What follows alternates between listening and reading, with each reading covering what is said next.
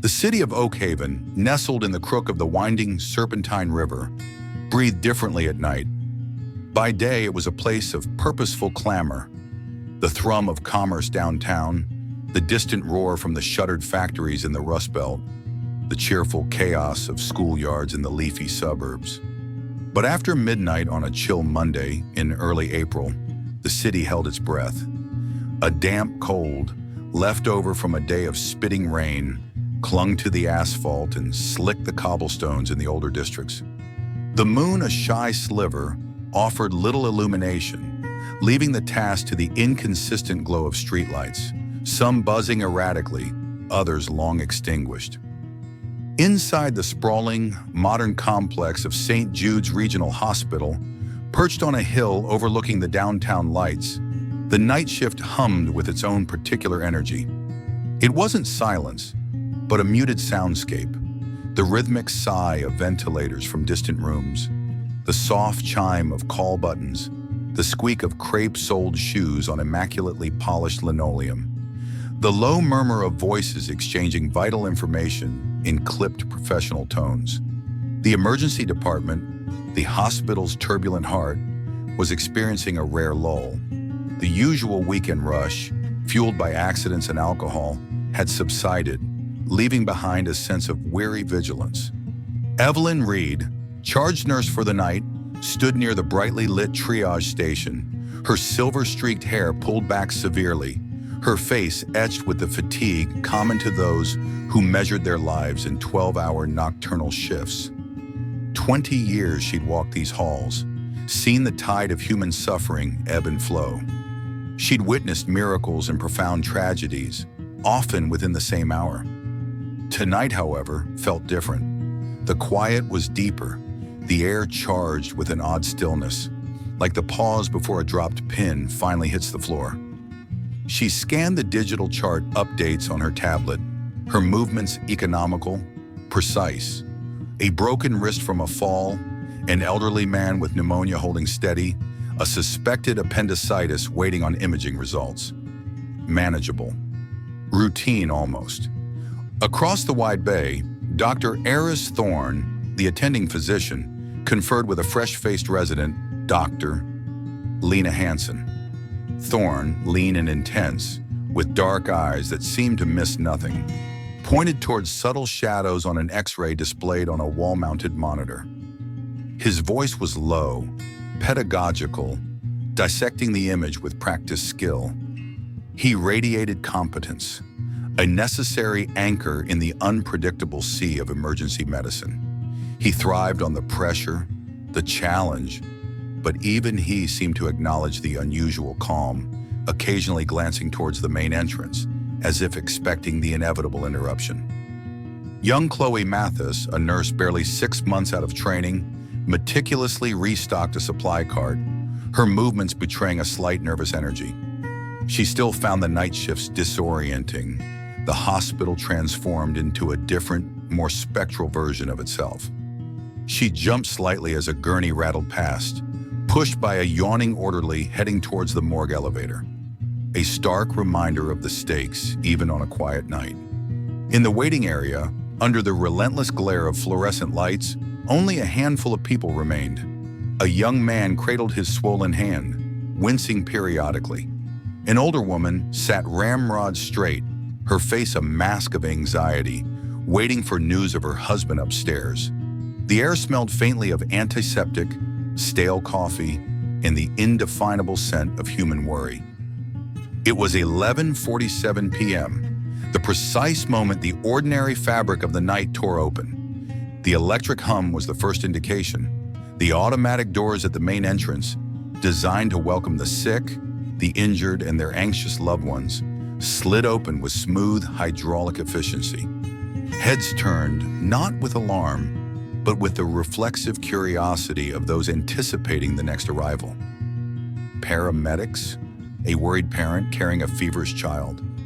Instead, framed for a stark moment against the hazy orange glow of the parking lot lights, stood something utterly incongruous, a German shepherd. He was large, powerfully built, radiating an aura of disciplined strength even beneath the layers of grime and exhaustion. His thick sable coat, usually gleaming with health, was heavily matted with dark, drying mud that clung like grotesque armor plating. Leaves, twigs, and unidentifiable bits of urban detritus were tangled in the fur around his legs and underbelly, graphic testament to a long and arduous passage through the city's forgotten corners.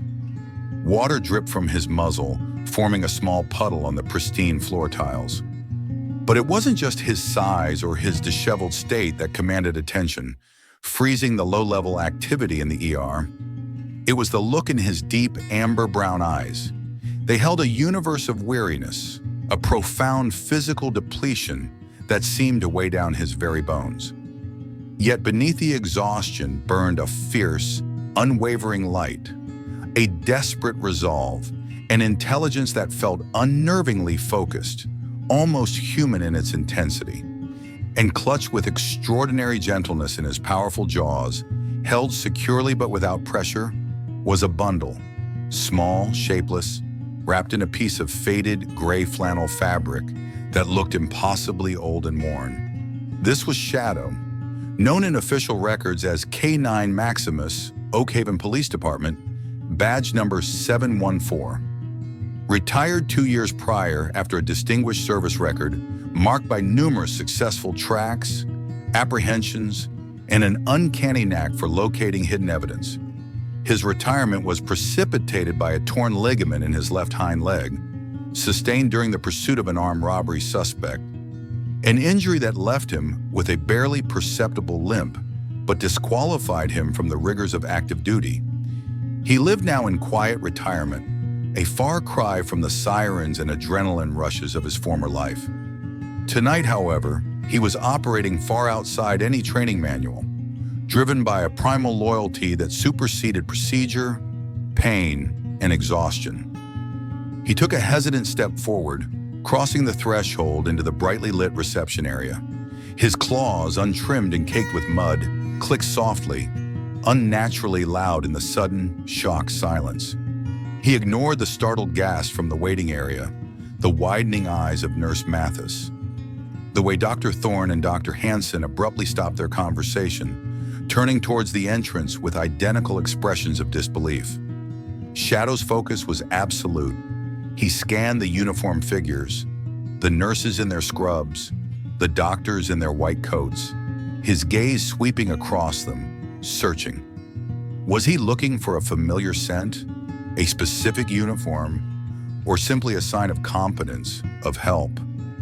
Evelyn Reed felt a strange dislocation, a sense that the reality she knew had momentarily warped. Animals sometimes wandered onto hospital grounds, disoriented strays or escaped pets, but never like this. Never with such clear, defined purpose, never carrying that. She saw the bundle, noted the almost reverent care with which the dog held it, the slight tremor in his neck muscles betraying the effort. His breathing was harsh, ragged, each inhale a testament to his depleted state. Chloe Mathis stifled a small cry, her hand flying to her mouth. Nurse Reed, look, what is he carrying? Shadow advanced further, his limp slightly more pronounced on the smooth, unforgiving tile. He stopped about 10 feet inside the entrance, directly in front of the triage desk where Evelyn stood rooted to the spot. Slowly, deliberately, with infinite care, he lowered his great head. The muscles in his neck bunched as he gently released his burden, depositing the flannel-wrapped bundle onto the cool, clean floor. He nudged it once softly with his nose as if ensuring its placement. Then he straightened up, took a single step back, and sat. His posture, despite the mud and exhaustion, was impeccable, the formal sit of a trained working dog awaiting the next command. He didn't whine. He didn't bark. He didn't growl or show any sign of aggression towards the gathering onlookers. He simply sat, his flanks heaving, his gaze fixed intently on the gray bundle, then lifting to meet Evelyn Reed's eyes directly. The plea in that gaze was raw, undeniable, a silent scream that transcended species. Help him! Time stretched, becoming thick and viscous.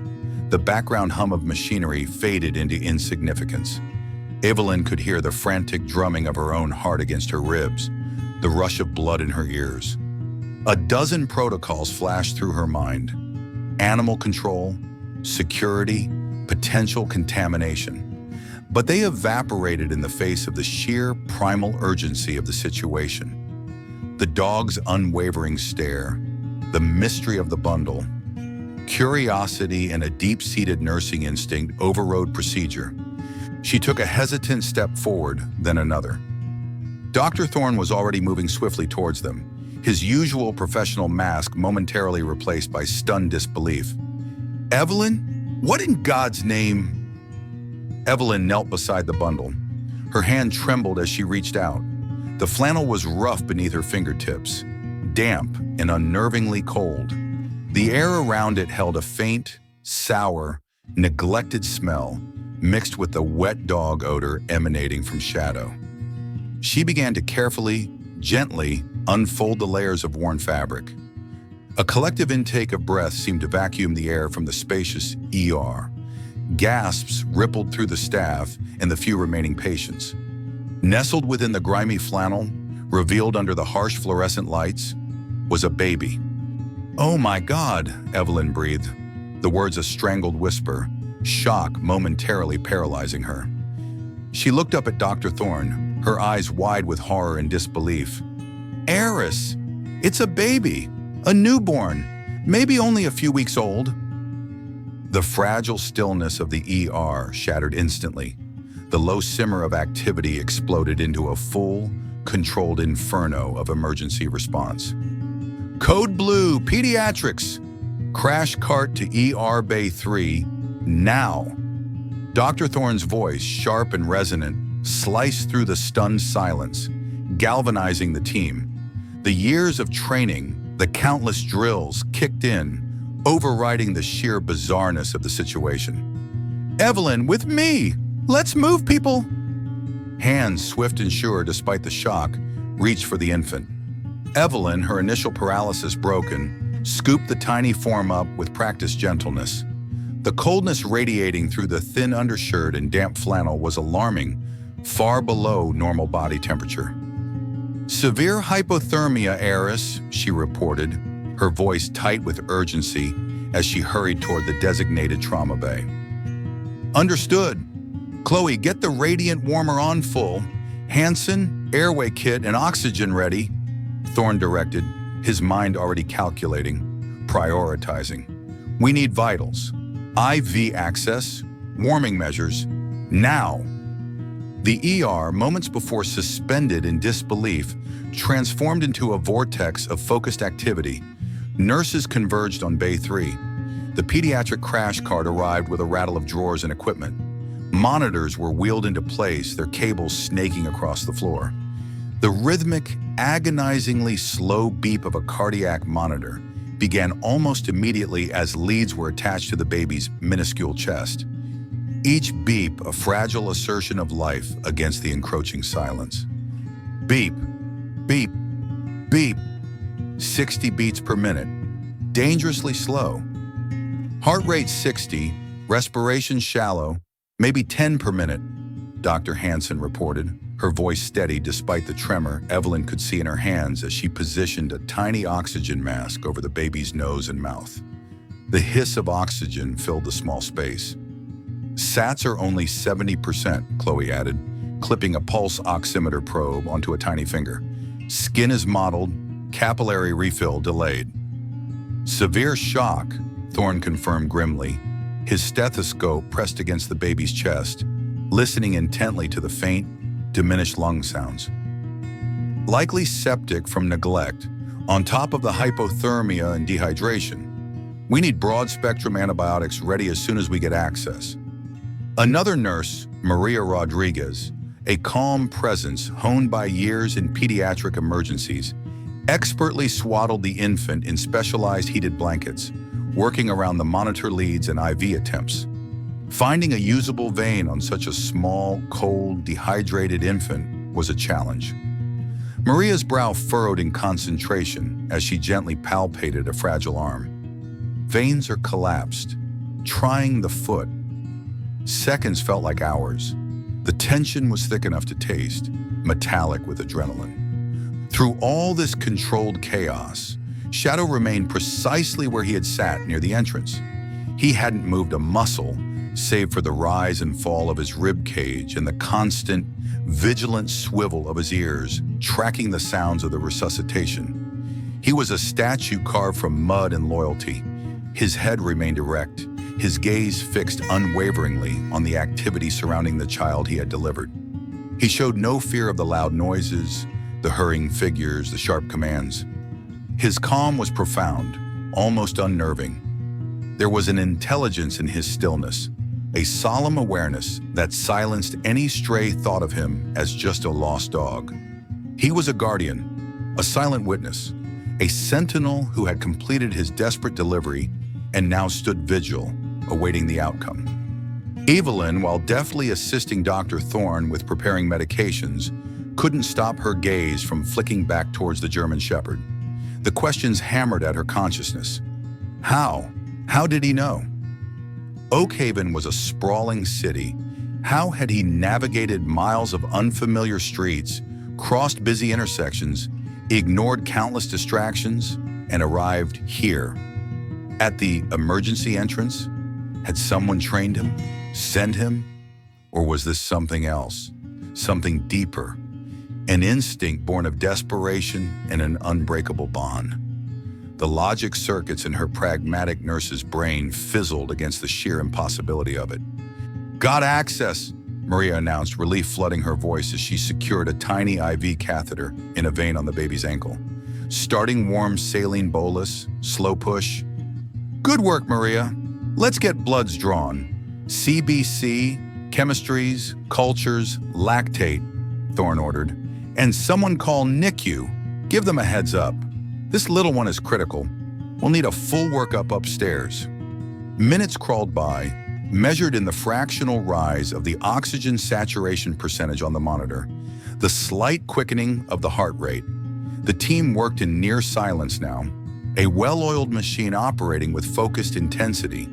The only sounds were the rhythmic beeps and hisses of the machines, the quiet requests for instruments or supplies, and the occasional muttered update.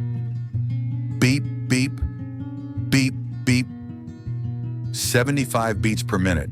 Still too slow, but better. Temperature 34.8 Celsius, Chloe reported, checking the rectal probe. Still severely hypothermic, but the warmer and blankets are helping.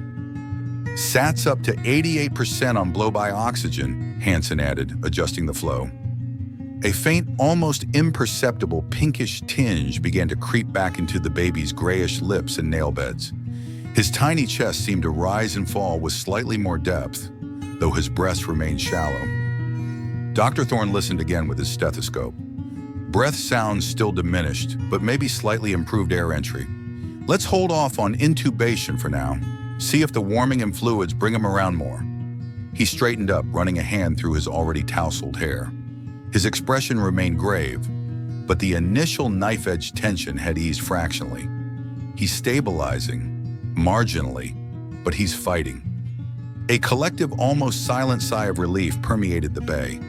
The immediate threat of imminent death had been pushed back, foot by painful foot.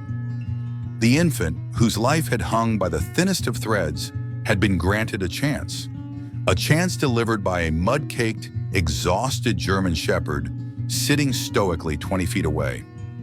Evelyn finally allowed herself a longer look at Shadow. His head was slightly lowered now, the rigid alertness softening into profound weariness. His powerful shoulders slumped almost imperceptibly. His breathing was deep, slow, ragged. He looked utterly spent, as if he might collapse at any moment. Yet his eyes, heavy-lidded but still watchful, never left the medical team. He had done his part. He had completed his mission against all conceivable odds. Now he waited, conserving the last dregs of his strength. The extraordinary nature of the event began to fully sink in among the staff, now that the immediate crisis was momentarily contained. Whispers started to circulate beyond the trauma bay. Nurses exchanged wide-eyed glances. Security guards peered in from the hallway, murmuring disbelief. The story was already taking root, blossoming into something bordering on the mythical. A dog, guided by unknown forces, had walked out of the cold, indifferent night, carrying salvation in his jaws. "I've never seen anything like it," Chloe whispered to Evelyn, her voice filled with awe. "Never." Evelyn shook her head, her own sense of wonder battling with decades of medical pragmatism. "Me neither, Chloe.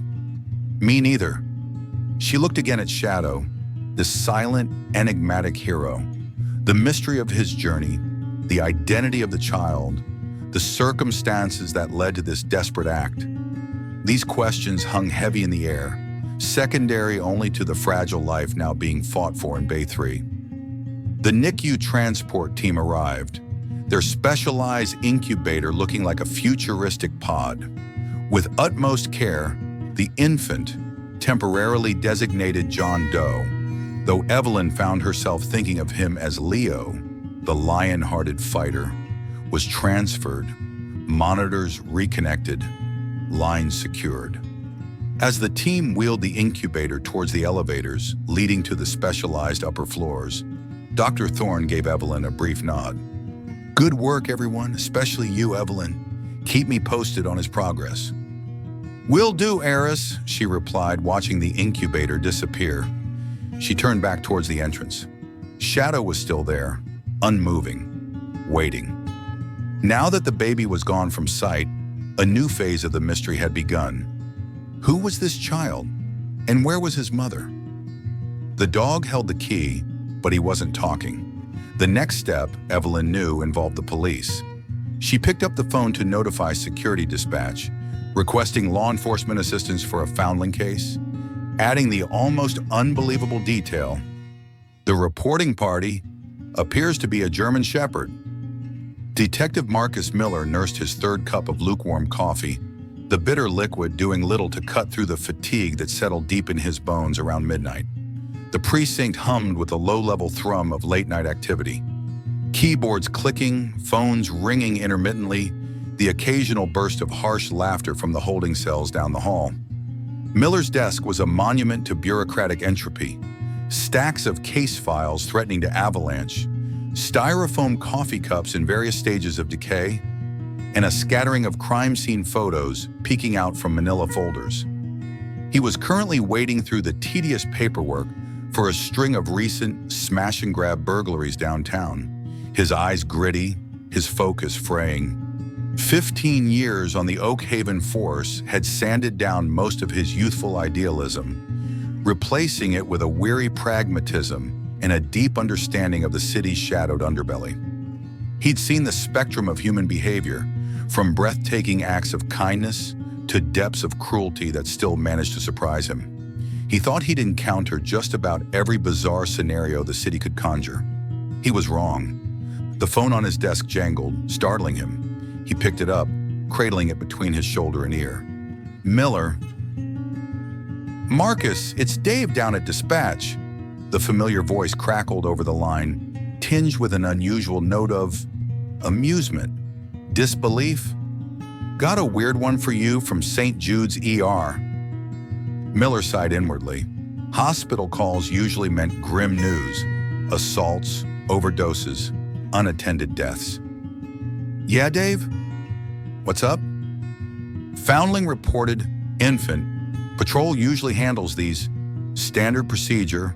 Notify social services, but, well, the circumstances are unique." Dave paused, as if choosing his words carefully. The ER charge nurse sounds like a reliable type. She's insisting a dog brought the baby in. Miller stopped highlighting a sentence in his report. His pen hovered midair. He straightened up, pulling the phone closer. "Say that again, Dave? Did you say a dog?" "Affirmative. German Shepherd, apparently. Walked right into the ER lobby, bold as brass, carrying this baby wrapped in some old blanket.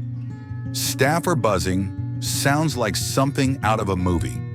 Kids in rough shape. Hypothermic, malnourished. Touch and go, they said. NICU just took him, but the nurse was adamant the dog saved the kid's life. Miller rubbed his temples, feeling a headache begin to bloom behind his eyes. A dog delivering a baby to the ER. He mentally cycled through possibilities: prank, mass hysteria induced by night shift fatigue. But Dave sounded serious, and a critically ill infant wasn't a joking matter. All right, Dave, this sounds unusual. Tell St. Jude's I'm on my way. Have Officers Riley and Evans meet me there. And maybe call animal control, put them on standby, just in case this dog decides to bolt or gets aggressive. Will do, Marcus. Good luck with whatever this is. Miller hung up, shaking his head. He grabbed his worn leather jacket from the back of his chair, the familiar weight a small comfort. As he navigated the rain-slicked streets toward the hospital, the wipers struggling against a renewed drizzle, his mind wrestled with the scenario. An abandoned baby was tragic, but, sadly, not unheard of. Poverty, postpartum depression, addiction, fear. The reasons were varied and heartbreaking. But the canine element, it defied easy explanation. He'd worked alongside the K9 unit years ago, respected the intelligence and dedication of the dogs and their handlers. He knew they were capable of amazing things. But this felt different, more primal, more desperate. He arrived at St. Jude's to find the ER still vibrating with the aftershock of the event. Nurse Evelyn Reed, her composure mostly restored, but her eyes still reflecting the night's strangeness, met him near the triage desk. The German Shepherd sat patiently a few feet away, now loosely tethered by a makeshift leash held by a young, slightly nervous-looking patrol officer, Riley. Hospital security guards stood nearby, observing with undisguised curiosity. Detective Miller? Evelyn extended a hand. Evelyn Reed, charge nurse. Thank you for coming so quickly. Detective, Miller acknowledged, shaking her hand. Dispatch gave me the basics, but honestly, Nurse Reed, I need to hear it from you. Evelyn recounted the events precisely, her voice low but clear, gesturing toward the spot where Shadow had deposited the infant. He just walked in, calm, purposeful, carrying the bundle so gently, you could see the effort it took him. He put the baby down right there, she pointed. Then he just sat. Didn't make a sound, didn't move, just watched us. We barely stabilized the little one. We're calling him John Doe for now, but he's upstairs in NICU. It was touch and go for a while. Without this dog. She trailed off, looking towards Shadow with a mixture of awe and professional concern. Miller listened intently, his gaze shifting frequently to the dog. Shadow met his look with a steady, intelligent calmness that was indeed remarkable given the circumstances. The animal was clearly exhausted. His flanks rose and fell heavily. Dried mud flaked off his coat onto the gleaming floor, and a slight tremor ran through his powerful frame. Yet there was no fear or panic in his eyes, no aggression toward the uniformed officers or the surrounding activity. Just a quiet dignity and an almost palpable weariness. Miller noted the powerful build, the alert set of the ears despite the fatigue, the telltale gray hairs sprinkled around his muzzle, indicating age. This was no ordinary stray. The way he carried himself screamed training. He looks like a former service dog, Miller observed, voicing his thoughts aloud as he approached Shadow slowly, cautiously. Has anyone tried scanning him for a microchip? Officer Riley shifted his weight. We tried, Detective. He let me get close, no problem, seemed used to people. But as soon as I brought the scanner near his neck, he tensed right up, pulled back. Didn't growl or snap, just refused, like he knew what it was and didn't want it. Definitely trained response. Miller nodded. That made sense. Some working dogs, especially retired ones living in different circumstances, might resist certain procedures associated with their past handlers or official settings. He crouched down slowly, keeping his movements smooth and non-threatening, making sure the dog could see his hands. "Hey there, fella," Miller said, his voice low and calm, pitched to soothe rather than command. "You did a good thing tonight, a really good thing. Saved that little baby's life."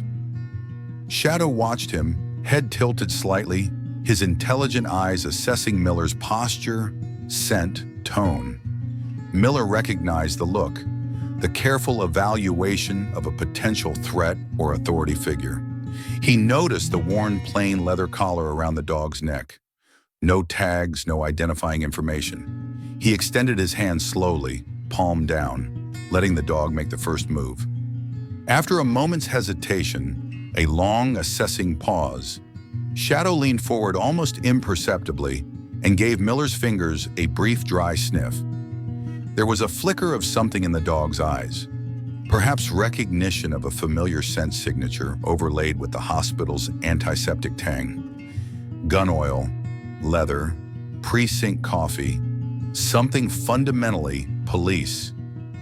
Miller had spent enough time around the K9 kennels years ago. Perhaps a ghost of that association lingered.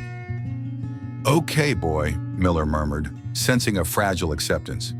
"You showed us the baby. Now can you show us where you came from? Can you take us home?" He took the spare leash Officer Evans, his partner who had just arrived, handed him. "Easy now," he said, keeping his movements deliberate as he reached for the collar. Shadow remained passive, lowering his head slightly as Miller carefully clipped the leash onto the worn leather D-ring. There was no resistance, only a quiet acquiescence, as if the dog understood this was the necessary next step, another phase of the mission he had undertaken. "All right," Miller said, standing up and gently tugging the leash. "Let's go for a walk." He turned to his team. "Riley, you stay here. Get detailed statements from Nurse Reed, Doctor. Thorne, anyone else who witnessed the arrival. Liaise with hospital security, see if any external cameras caught the dog's approach. Evans, you're with me. Let's see where our furry friend leads us." With Miller holding the leash loosely, allowing the dog to set the direction, Shadow stood. He gave a full-body shake, sending a small shower of dried mud and debris onto the floor, a brief release of tension. Then, with a soft exhale that ruffled his muzzle, he turned decisively towards the automatic doors, back into the damp, chilly Oak Haven night. He didn't bound ahead eagerly or pull impatiently like a pet excited for a walk. His steps were measured, deliberate, burdened by fatigue but driven by an undeniable purpose. He knew where he was going. The two officers followed, their footsteps echoing slightly in the hushed hospital entranceway. Their patrol car crawled behind them as they left the bright island of the hospital campus, its headlights cutting twin cones of illumination through the misty darkness, the rhythmic swish of its wipers counting out the seconds. Shadow led them away from the main road, turning onto quieter, dimly lit side streets. He navigated the urban landscape with an unerring sense of direction, ignoring scurrying alley cats and overflowing trash cans.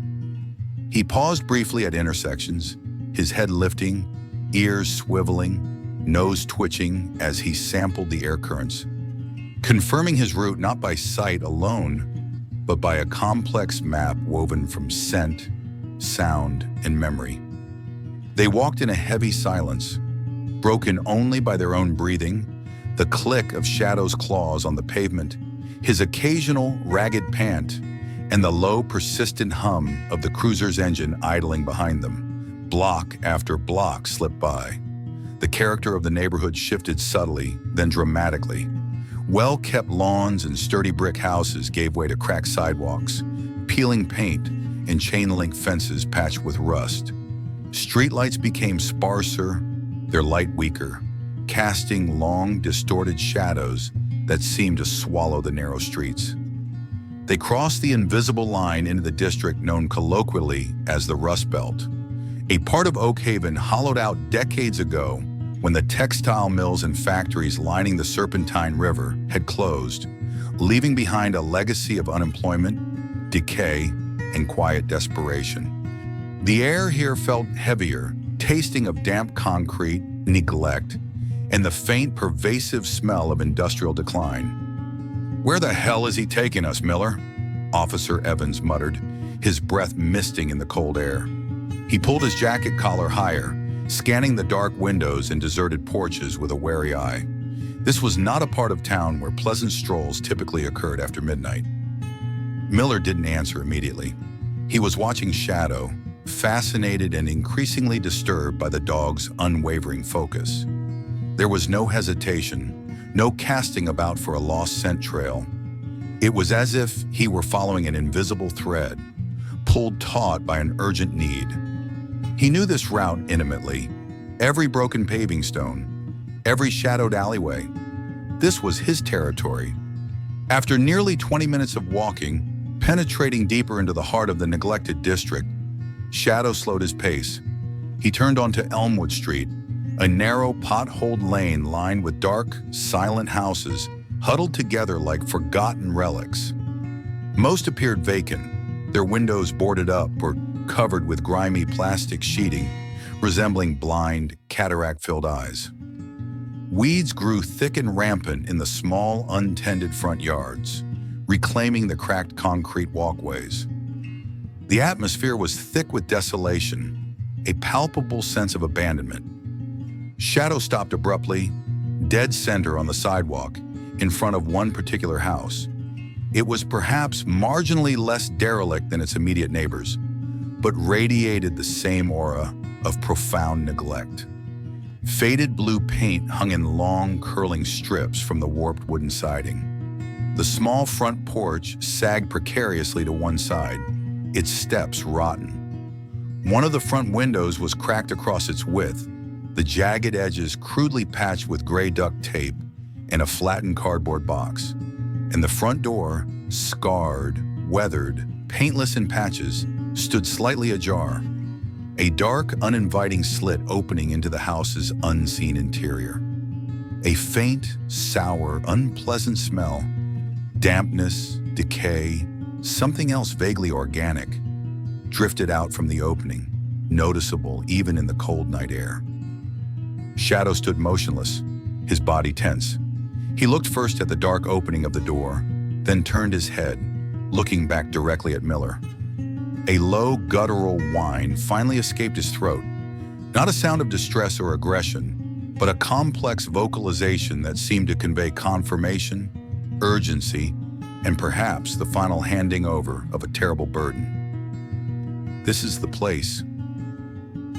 Miller felt a chill crawl up his spine that had nothing to do with the damp April night. He drew his service weapon, the familiar weight settling reassuringly in his hand, holding it low by his side in a ready position. "This is it," he said quietly, his voice tight. He glanced at Evans, who had already mirrored his action, his own weapon drawn. "Evans, kill the cruiser lights. Stay sharp. We announce and enter. Standard procedure. Could be anything inside." Evans reached back into the idling patrol car and cut the headlights, plunging the immediate area into deeper shadow, illuminated only by the sickly yellow glow of a single, distant, flickering streetlight at the end of the block. Miller took a deep breath, steeling himself. The smell emanating from the house was stronger now. Mold, stale garbage, and something underneath. The faint, unsettling scent of long-term human misery. He positioned himself to the side of the doorway, Evans taking the opposite side. "Oak Haven Police!" Miller called out, his voice sharp and loud, shattering the oppressive stillness of the street. "Is anyone inside? Announce yourself." Silence. Only the mournful sigh of the wind whistling through the gaps in the boarded-up windows of the house next door.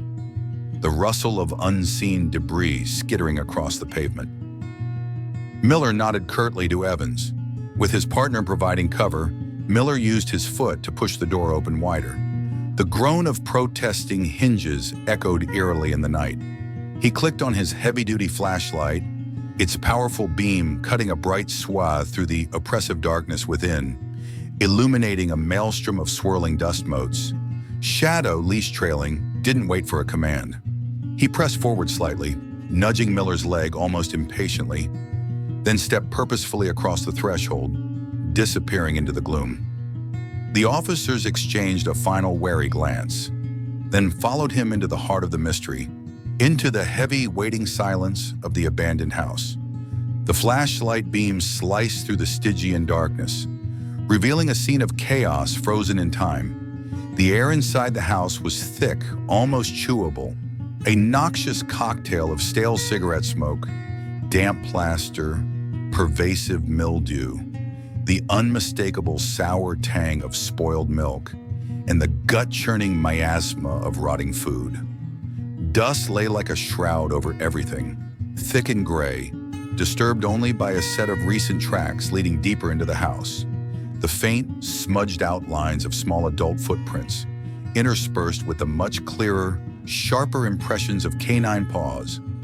Shadow's paws, marking the path of his departure, and now his return. They stood in what had once been a living room, now a landscape of dereliction. A threadbare sofa, its floral pattern faded to indeterminate gray, sagged in the center, springs threatening to burst through the stained upholstery. An armchair lay on its side, as if knocked over in anger or haste. A cheap particle board coffee table was buried beneath a drift of junk mail, fast food wrappers, and empty cigarette packs. Old newspapers and discarded clothing formed sedimentary layers on the filthy floorboards. The wallpaper, once perhaps a cheerful yellow, peeled away from the walls in long, leprous strips, exposing the dark, crumbling lath and plaster beneath. It wasn't just untidy, it was a portrait of life collapsing under its own weight, poverty grinding inexorably into utter despair. Shadow didn't linger. Ignoring the squalor, he moved with that same unnerving purposefulness through the cluttered space, his nose occasionally dipping low to the floor, confirming a scent trail invisible to the humans, but screamingly obvious to him. He navigated the obstacle course of debris with practiced ease, his slight limp barely noticeable, and headed towards a narrow, dark hallway at the back of the house. "Clear left," Evans murmured, his voice hushed, his own flashlight beam sweeping into what might have been a small dining area off the living room. A cheap folding table stood there, covered in more scattered papers and bearing the ghostly ring marks of wet glasses. An empty liquor bottle lay on its side amidst the clutter. "Clear right," Miller responded, his light probing a small dark closet under the stairs. It was filled with cobwebs, a broken vacuum cleaner, and a pair of mud-caked work boots that looked far too large for a woman, perhaps belonging to the absent father. He made a mental note. "Let's keep moving. Watch your step."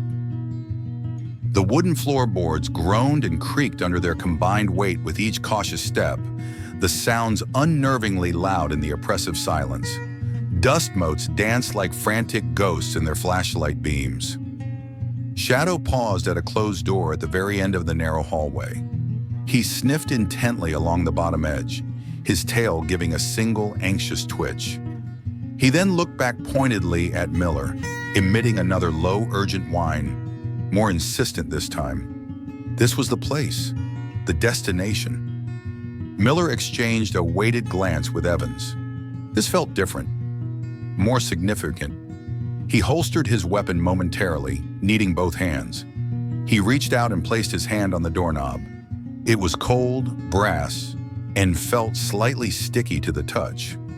Taking another deep, preparatory breath, bracing himself for whatever lay beyond, he turned the knob. It clicked open. He pushed the door inward. The room beyond was small, claustrophobic, barely large enough to qualify as a bedroom. The air here felt even heavier, stagnant, thick with the cloying, sour-sweet smell of old baby formula, unchanged diapers, and unwashed bodies.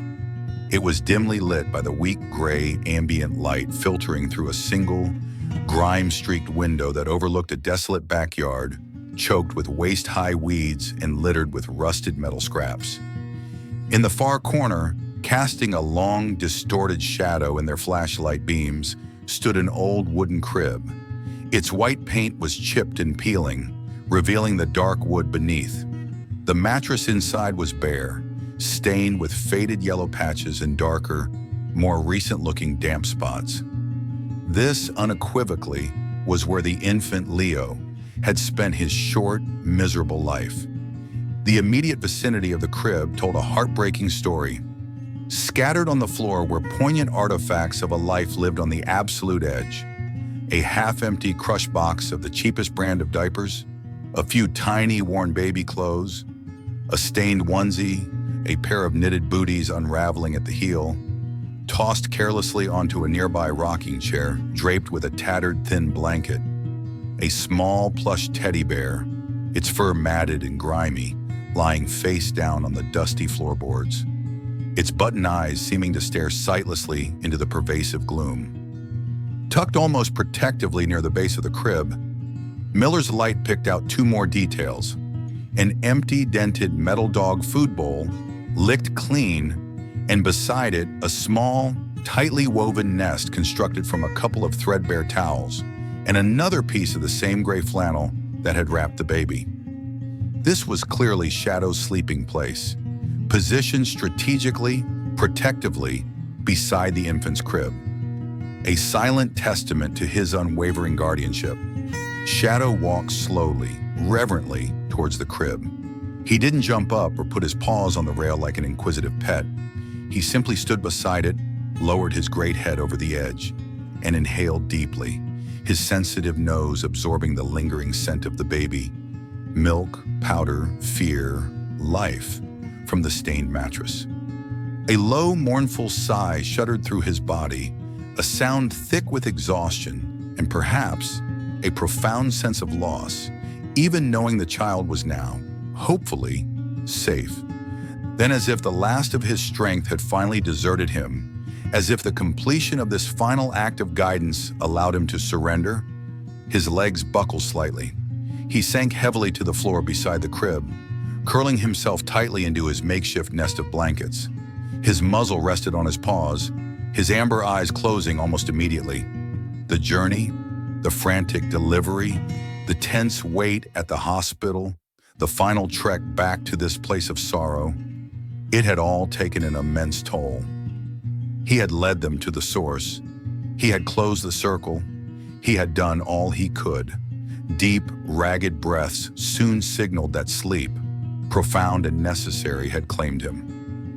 "Jesus Christ," Evans whispered, his voice hushed with a mixture of pity and anger. His flashlight beam lingered on the empty, stained crib, then swept over the surrounding squalor. The baby was definitely here, living like this. His face hardened, his knuckles white where he gripped his flashlight. How could anyone... Miller didn't answer immediately. He swept his own light around the rest of the small, depressing room. A rickety wooden dresser stood against the opposite wall, its cheap veneer peeling. Several drawers were partially open, revealing a tangled mess of women's clothing, baby items, and miscellaneous junk. On top of the dresser lay a baby monitor receiver, its power light dark, alongside a small stack of parenting magazines. Their cheerful covers a grotesque contrast to the reality of the room. Next to them lay a framed photograph, placed deliberately face down. Miller picked it up carefully, using the edge of his glove to avoid smudging potential prints. He turned it over. The image captured a moment from a different, brighter world. It showed a younger, happier version of the German Shepherd they now knew as Shadow. Sleek, alert, proud in his official canine harness, his tongue lolling slightly in a canine grin. Beside him stood a young woman, beaming, her dark hair long and shiny, her eyes bright with hope and laughter. She couldn't have been more than 20, maybe 21. She held a small, informal bouquet of wildflowers, daisies, cornflowers, Queen Anne's lace. Behind them stretched a sun-dappled park lawn, trees green with spring foliage. It was a snapshot of innocence, of potential, a stark and heartbreaking contrast to the crushing despair that permeated the house. "Looks like our boy Shadow in his prime," Miller said quietly, holding the photo so Evans could see. "And I'm betting this is the mother, Elara maybe, if that's her name. She looks so vibrant, happy, He frowned, comparing the smiling face in the photo to the grim reality surrounding them. A lifetime ago, it seems. "What happens to people, Miller?" Evans mused, shaking his head slowly, the anger in his eyes softening into a weary sadness. "What pushes them over the edge like this?" "Desperation," Miller replied grimly, his voice low. "Poverty, isolation, mental health struggles, lack of support, usually a combination. Looks like she had it all hitting her at once."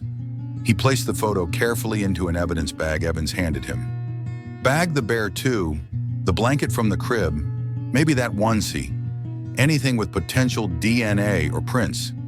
Let's see what else this place tells us."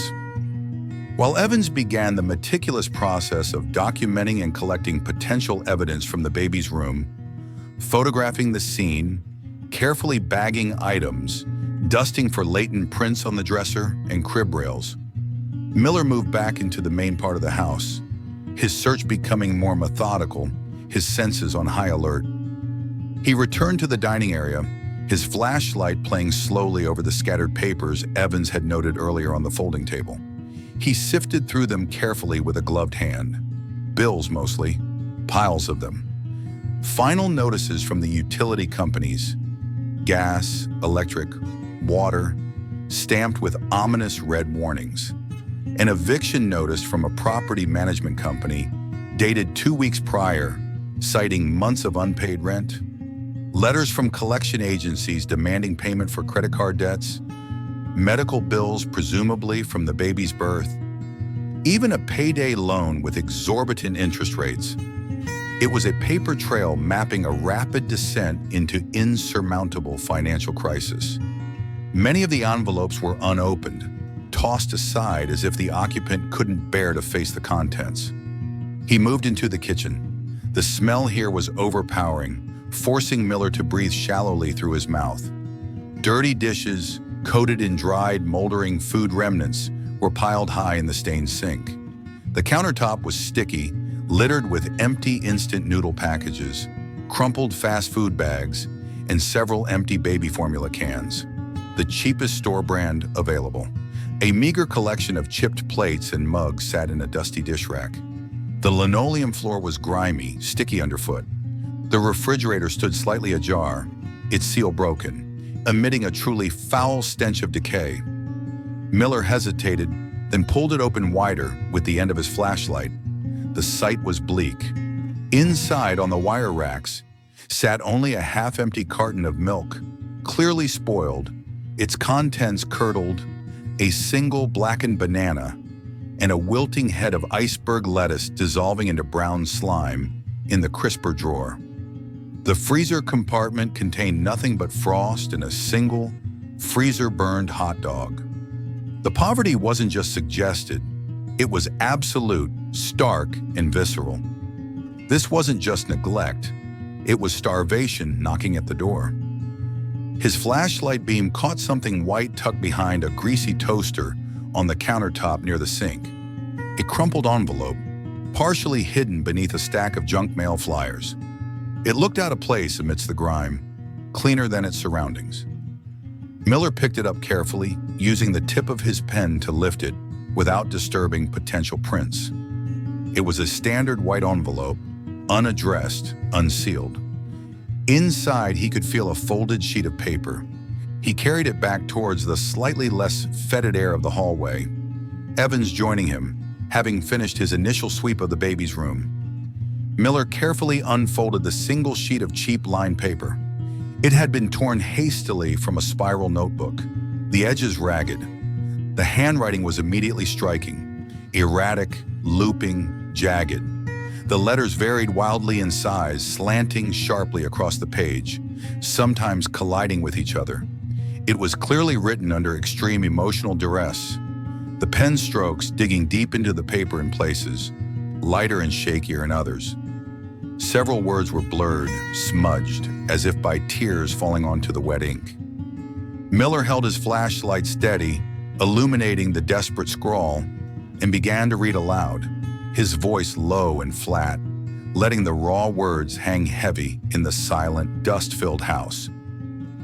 to whoever finds this. I can't do it anymore. I've tried. God, please no, I've tried so hard. But everything is broken now. The walls are closing in tighter every day. There's no food left. Not a scrap. The power's going off tomorrow morning, they said. Final notice. He cries all the time, my little Leo, my sweet boy, and I can't even keep him warm anymore. The blankets are so thin. His father, David, he's gone. Just gone. Walked out 3 months ago. Left us with nothing but his debts and promises that turned to dust in my hands. There's no one else. My family. They don't want to know. No friends left who can help. Not really. I'm so tired. A kind of tired that sleep doesn't fix. Bone tired. Soul tired. Tired of fighting a battle I keep losing. Tired of failing him, my innocent baby. He deserves so much more than this life. More than a mother who can't provide, who can't stop the tears, who feels like a ghost walking through her own empty life. He deserves warmth, food, laughter, a chance, a real chance. A chance I know, deep in my broken heart, I can no longer give him. All I have left in this world is Shadow, my loyal, brave Shadow, my grandfather's partner, my protector. He's always watched over us. He understands more than people think. He feels it too. The cold, the hunger, the fear. He knows. I told him. I sat right here on this floor and I asked him. I begged him. Take Leo somewhere safe. Find help for him. He's smarter than anyone knows. He'll do the right thing. He always does. Maybe this is selfish. Maybe it's monstrous. A terrible sin. I don't know what's right or wrong anymore. Everything is gray and cold. All I know is this crushing weight on my chest, suffocating me. I just want Leo to have a life, a good life. I hope someday he or someone kind can find it in their heart to forgive me for this. I truly loved him, more than my own life. I just couldn't. I couldn't be what he needed. Don't look for me, please. It's better this way. Just care for my son. Star. The letter wasn't signed. Miller finished reading, the final heartbreaking words echoing in the stale, silent air. The raw anguish, the sheer, naked hopelessness conveyed in those shaky, tear-smudged lines was palpable. It painted a devastating, intimate portrait of a young mother pushed far beyond her breaking point, drowning in a sea of isolation and despair. Evans had come to stand beside him as he read, listening intently, his earlier anger completely replaced by a profound sadness. Jesus, Miller, he breathed, his voice rough. She pinned all her hope, her baby's life, on the dog. Miller lowered the letter, his gaze drifting toward the back bedroom where Shadow slept, oblivious now, curled in his nest beside the empty crib. And the dog came through, he said quietly, a note of grudging awe in his voice. Against all odds, he actually did it. He must have been watching over Leo constantly, especially since the father left. He wasn't just a pet. He was her last resort, her desperate Hail Mary. The photograph of the smiling young woman, the heartbreaking letter mentioning Leo and David, the eviction notice, the empty refrigerator, the dog's protective nest beside the crib. All the disparate pieces clicked together, forming a coherent, tragic narrative. A young mother, Elara, abandoned by her partner David, buried under debt, isolated from family, spirals into a despair so profound that she sees entrusting her critically ill infant son, Leo, to her loyal, retired police dog, Shadow, as the only conceivable path to his survival. "All right," Miller said, his voice regaining its professional edge, though now heavily underscored with a new layer of empathy. "We have a probable name for the mother, Elara. We have a name for the baby, Leo. We understand the circumstances, the desperation, and we know she's likely out there somewhere, alone, probably hypothermic herself, malnourished, and in an extremely fragile mental state, possibly suicidal based on the note. He looked back towards the sleeping German shepherd, a silent hero exhausted by his impossible mission. Shadow did his part.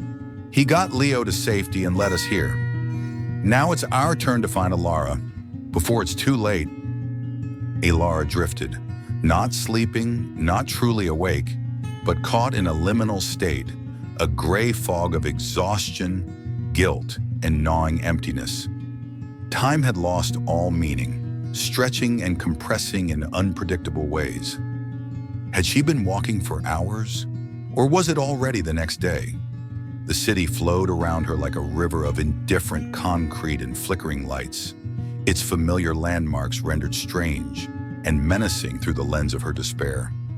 Each passing car headlight felt like an accusation, each distant siren a judgment. Leo, her son, her tiny, fragile Leo. The memory of his face, pale and still in the dim light of the bedroom, was a brand on her soul. The feel of his small, cold hand curling weakly around her finger as she wrapped him in the old flannel blanket. Her grandfather's blanket, the only thing of value she had left. The milky, slightly sour scent of him, a scent that meant life, now intertwined with the smell of neglect and encroaching sickness. Each sensory detail was a fresh turn of the knife in her chest, a visceral reminder of her perceived failure, her monstrous, unforgivable act of abandonment. Take Leo somewhere safe. Find help. Shadow, please. Had those words really come from her lips? Had she truly pressed her tear-soaked face into Shadow's thick, comforting fur, whispering her frantic, desperate plea? Had she felt the rumble in his chest, seen the unwavering understanding in his deep, intelligent eyes that seemed to say, "I understand. I will do this"? It felt simultaneously like a vivid nightmare and a distant, half-remembered dream. A decision made not by her rational mind, but by a primal instinct for her child's survival overriding her own. But the biting cold seeping through her thin, inadequate jacket was real. The ache in her legs and feet from endless, aimless walking was real. The gnawing emptiness in her stomach, a familiar companion now, was real. And the silence. Oh God, the silence.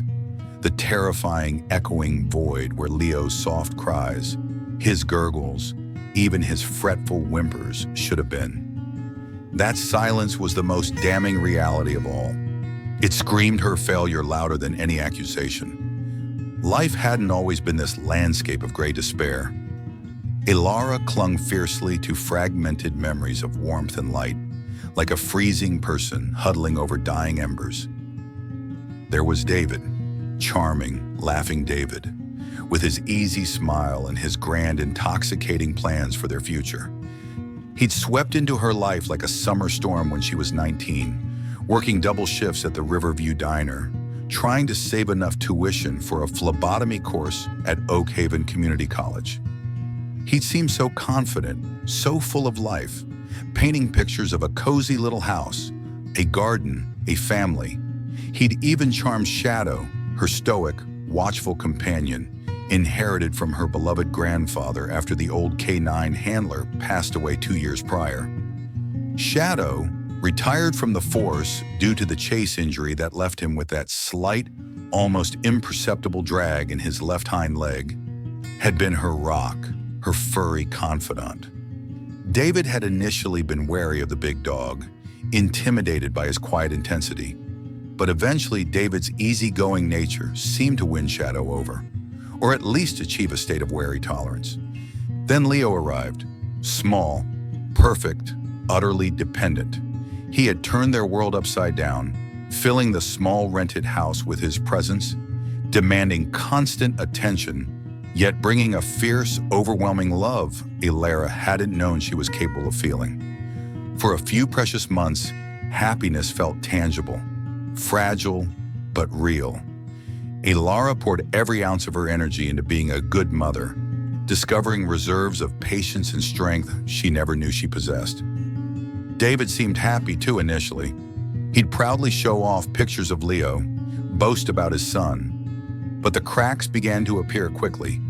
The reality of fatherhood, the sleepless nights, the crying, the endless diapers, the financial strain, didn't fit with his romanticized notions.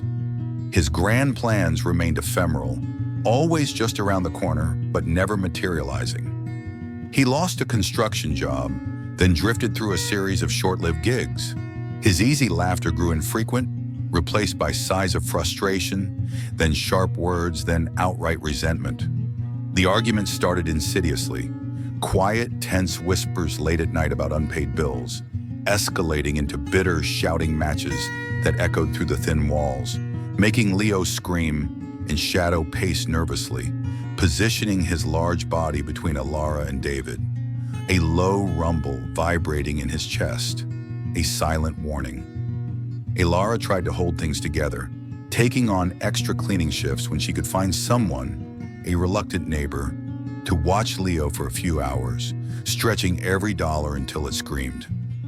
Then 3 months ago, the bottom dropped out. David was simply gone. He left a note, cruel, brief, blaming her, the baby, the dog, his bad luck, taped to the refrigerator door. He'd taken the meager cash Elara had hidden in a teapot, her emergency fund, and vanished without a trace.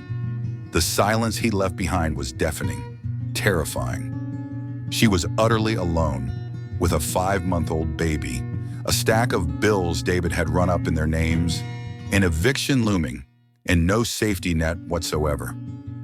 Pride, thick and suffocating, coupled with a paralyzing shame, kept her from reaching out. Her parents, deeply religious and disapproving of her life choices, were long estranged. Her grandfather, the only stable figure in her life, was gone. The few friends she had were struggling themselves, unable to offer more than sympathetic words. She tried desperately to find work, anything, but reliable, affordable childcare was an insurmountable obstacle. Daycare waiting lists were months long, and she couldn't afford a private sitter. She sold the few pieces of jewelry she owned, her grandmother's locket, a silver bracelet, then the small television David had bought on credit, then her grandfather's old service watch. Each transaction felt like selling off a piece of her soul. The landlord, initially patient, started calling daily, his voice growing colder, more threatening. The final notices from the utility companies arrived, stark white against the pile of junk mail. Food became a constant, gnawing worry. She started skipping meals, telling herself she wasn't hungry, saving the meager supplies, watered-down formula, cheap rice, oatmeal for Leo. Shadow, bless his loyal heart, seemed to understand. He grew visibly thinner, his ribs becoming more prominent beneath his thick coat. Yet he often refused his own small portion of dry kibble, nudging his bowl towards her with his nose, his sad eyes pleading, until she relented and shared the scant offering. He became her literal shadow, rarely leaving her side or the vicinity of Leo's crib. He seemed to sense the deepening crisis, the encroaching darkness, his quiet presence a small bulwark against her rising panic. The final days before that night devolved into a waking nightmare. The house grew frigid as the gas bill went unpaid. Leo developed a hacking cough, his small body shivering constantly, despite being wrapped in every layer they possessed. Elara felt herself fading, physically and mentally. Her energy was utterly depleted, her thoughts becoming fragmented, disjointed, looping through cycles of guilt and despair. Sleep offered no escape, plagued by vivid nightmares of falling, of drowning, of losing Leo in a vast, empty darkness where she couldn't hear his cries. She remembered sitting numbly on the cold floor beside the crib 2 nights ago. The house was deathly silent except for Leo's shallow, wheezing breaths and the low, concerned rumble in Shadow's chest as he lay pressed against her leg, offering what little warmth he possessed. The electricity was scheduled to be cut off the next morning. There was literally no food left, not a single calorie. Not for her, not for Leo, not even for Shadow. She looked at her son, his face pale and listless in the weak moonlight filtering through the grimy window, his tiny lips tinged with blue. A terrifying, ice-cold clarity pierced through the fog of her despair. Staying here meant killing him. Slowly, agonizingly, but inevitably. He would freeze, he would starve, and she would watch, helpless. The idea surfaced then, unbidden, monstrous, yet strangely logical in its desperate calculus. Shadow, her intelligent, loyal Shadow. He knew the way to the park near St. Jude's. They'd walk there sometimes, back when David was still around, back when hope felt possible. Shadow was smart, resourceful, trained by the best. People noticed a dog like Shadow. He commanded attention. Maybe, just maybe, he could do what she could not. Maybe he could carry Leo to safety. The actual sequence of events was a blur, shrouded in tears and a numbing horror. Wrapping Leo in the thickest, warmest thing she owned, the old gray flannel blanket that had belonged to her grandfather, imbued with his comforting scent. Whispering frantic, incoherent instructions into Shadow's alert, upturned ear, pressing her forehead against his, feeling the reassuring warmth of his breath, seeing the unwavering, almost solemn understanding in his intelligent brown eyes. Placing the precious, terrifyingly light bundle gently into his waiting jaws, her hands shaking uncontrollably. Watching him turn, without hesitation, and trot purposefully out the open front door, disappearing into the pre-dawn darkness, without a single backward glance, trusting him completely. Then only emptiness, a vast, silent, echoing void where her heart had been. She couldn't stay in that house, surrounded by the ghosts of her failure, the suffocating silence.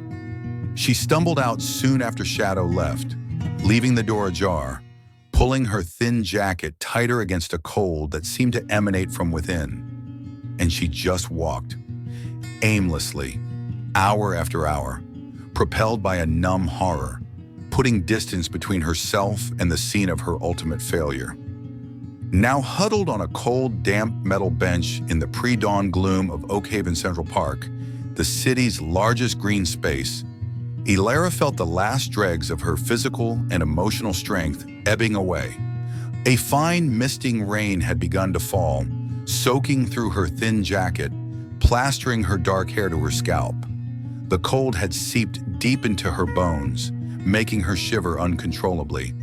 Thoughts of Leo, of Shadow, swirled relentlessly in her mind. A tormenting loop of uncertainty. Were they safe? Had Shadow understood her desperate, half-coherent instructions? Had he found help? Or had something terrible happened? Had a car hit him? Had someone stolen the baby? Had she condemned both her son and her only true friend to a terrible fate in the cold, indifferent city? The not knowing was an agony worse than the hunger or the cold. She closed her eyes, wishing she could simply dissolve, disappear into the gray morning mist rising like steam from the damp grass. She was dimly aware of the sounds of the city slowly stirring to life around her. The distant rumble of early morning delivery trucks, the chirping of sparrows seeking shelter in the bare branches overhead, the first joggers pounding the wet pathways, a world moving on, oblivious to the wreckage of her life. A dark sedan pulled up quietly on the park access road nearby, its engine barely audible. Two men got out. Elara barely registered their approach, lost in her fugue state of misery and exhaustion. One of them, older with tired eyes that seemed to hold the weight of the city's sorrows, stopped a few feet away. His voice when he spoke was calm, even gentle, but carried an undeniable undercurrent of official authority. "Ma'am," Detective Miller began, his voice carefully neutral. He took in her appearance, the gaunt face, the vacant, red-rimmed eyes, the shivering frame wrapped in inadequate clothing. the mud stains on her jeans that matched the samples from the house. She fit the description the elderly neighbor had provided, and the raw despair radiating from her aligned perfectly with the author of the heartbreaking letter found in the kitchen. Oak Haven police, we found a child earlier this morning, a baby boy. He was brought to St. Jude's Hospital in critical condition. Miller paused, watching her reaction closely. A German shepherd led us to an abandoned house over on Elmwood Street, where it appears the baby had been living. Ma'am, do you know anything about this? We need to ensure the child's safety and well-being. At the first mention of a child, a hospital, a flicker of awareness sparked deep within Elara's desolate eyes. Her head snapped up, her matted hair falling across her face. The words registered slowly, penetrating the thick fog of her grief and exhaustion like stones dropped into a deep well. A baby boy, St. Jude's, German shepherd, Elmwood Street. A baby, she whispered, her voice hoarse, cracking from disuse and dehydration. She searched the detective's face, her eyes wide with a terrifying mixture of hope and dread. A dog? You mean Shadow? My dog? St. Jude's? Is it my son? Her voice trembled uncontrollably. Leo is my baby. Is he alive? The name, Leo, spoken with such raw, desperate intensity, confirmed it for Miller beyond any doubt. He saw the fragile dam of her tightly controlled numbness shatter completely. Her eyes, moments before vacant, now flooded with frantic, terrified hope. Tears, immediate and copious, began to stream down her pale, dirt-smudged cheeks, washing clean paths through the grime. She brought trembling hands, blue-white with cold, up to her mouth, trying to stifle a sob, her whole body starting to shake violently. Not just from the cold now, but from the sudden, overwhelming surge of adrenaline and emotion. Miller exchanged a brief, knowing glance with Officer Evans, who stood slightly behind him, his expression reflecting a mixture of professional duty and profound pity. Miller nodded gently, his own weary face softening with a measure of compassion for the profound desperation so clearly etched onto the young woman before him. We found him, Miller confirmed, keeping his voice gentle but clear, ensuring the words penetrated her distress. He was in very critical condition when he arrived, ma'am. Hypothermic, malnourished, but the team at St. Jude's worked on him immediately. He's currently in the neonatal intensive care unit, receiving specialized treatment. He paused, letting the most important words sink in. The doctors say he's stable now, holding his own. He's still under close observation, but he's alive, ma'am.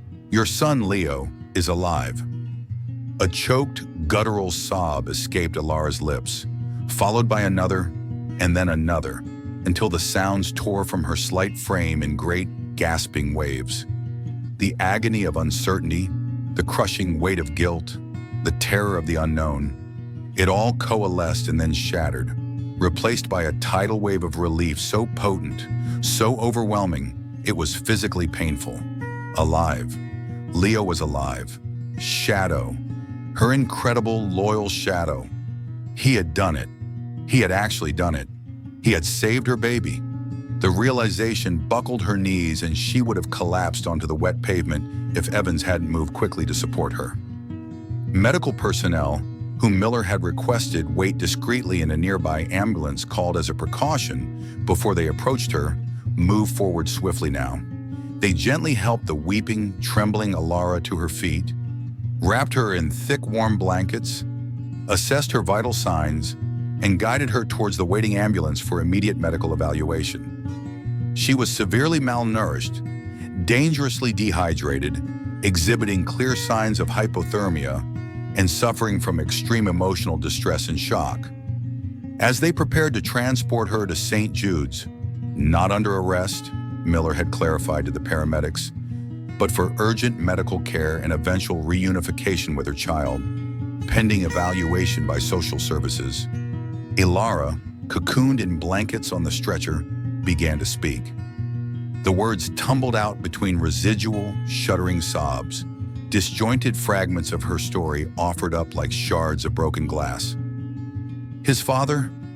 David. He just left, she choked out, her gaze fixed blankly on the ambulance ceiling, her voice hoarse and thin. Took everything, said it was my fault. No money, no food. The eviction notice came.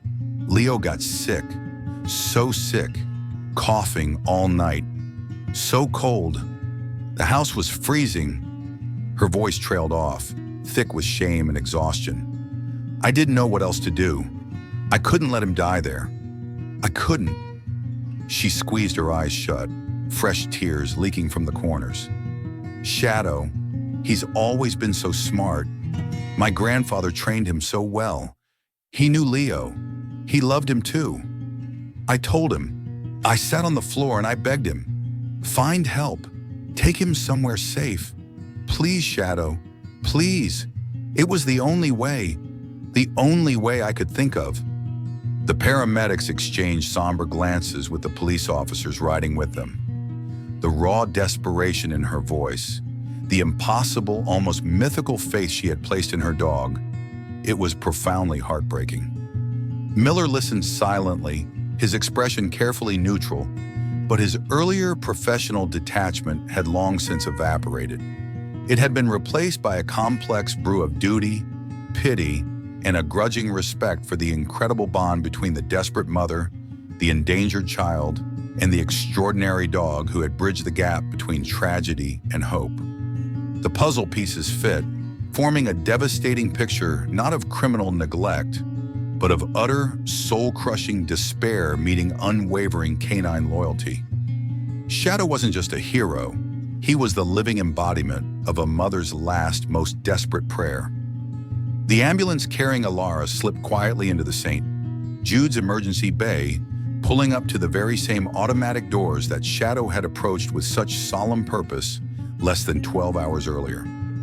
Detective Miller followed closely in his unmarked sedan, having already radioed ahead to brief hospital administration and alert the on-call social services department about the sensitive and unusual nature of the case. Elara, though physically weak and emotionally shattered, seemed to cling to the news of Leo's survival like a lifeline. The knowledge that her son was alive, that Shadow's impossible mission had succeeded, had ignited a tiny, fragile spark in the depths of her vacant eyes, an ember of hope glowing faintly in the vast darkness of her despair.